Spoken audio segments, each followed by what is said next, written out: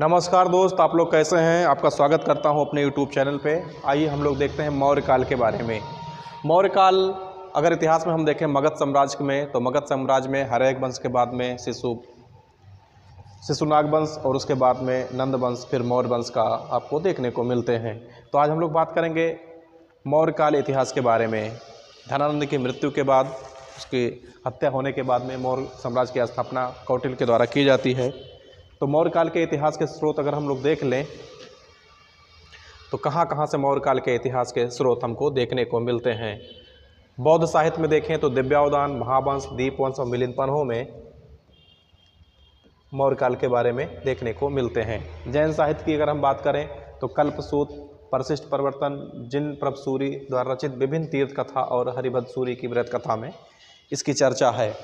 कौटिल्य के अर्थशास्त्र, विशाखदत्त का मुर्दा राक्षस, सोमदेव की कथा सरितसागर तथा क्षेमेंद्र की। फिर आगे देखेंगे मेगास्थनीज की इंडिका के आधार पर प्लिनी तथा प्लूटार्क ने मौर्य शासन का वर्णन किया है। निरियाकस और अनिस्क्रिटस तथा अन्य ग्रीक रचनाओं में भी इस दौर की ऐतिहासिक घटनाओं का विवरण देखने को मिलते हैं। चंद्रगुप्त मौर्य, अशोक, रुद्राद्रमन के शिलालेखों में भी इस प्रकार की ऐतिहासिक घटनाओं का वर्णन है। मौर्यकालीन के प्रमुख जो शासक हैं वो हम सबसे पहले बात करेंगे चंद्रगुप्त मौर्य, जिनका चंद्रगुप्त मौर्य का शासनकाल 323 ईसा पूर्व से 148 ईसा पूर्व तक है। अब चंद्रगुप्त मौर्य ने मौर्य साम्राज्य की स्थापना किया। इसका संबंध सामान्य कुल से था, परंतु हर जगह अलग अलग तरीके से अलग अलग बताए गए हैं। ब्राह्मण साहित्य में इनको शूद्रपुत्र बताया गया है और बौद्ध स्रोतों में चंद्रगुप्त मौर्य को शाक्यों की मौर्य शाखा का क्षत्रिय बताया गया है। या इसी प्रकार से इनकी माँ का नाम मूरा था, इसलिए इनको मौर्य या मौर्य कहा गया।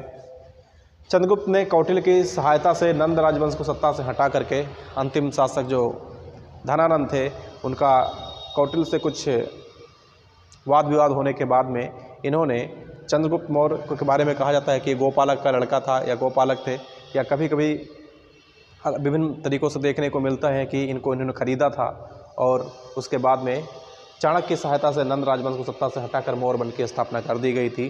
चंद्रगुप्त के शत्रुओं के विरुद्ध चाणक्य ने जो रणनीति बनाई उसका विस्तृत वर्णन मुद्रा राक्षस नामक नाटक से मिलता है।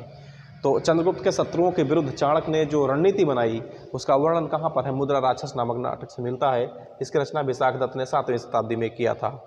मुद्रा राक्षस या राक्षस नाम का व्यक्ति घनानंद के दरबार में रहता था। चाणक्य की कुछ नीतियों के कारण वहाँ से ये मौर्य वंश में बाद में सम्मिलित होते हैं। वहाँ से विवाद होने के बाद चंद्रगुप्त मौर्य ने अपने साम्राज्य के विस्तार में 6 लाख सैनिकों की फौज लेकर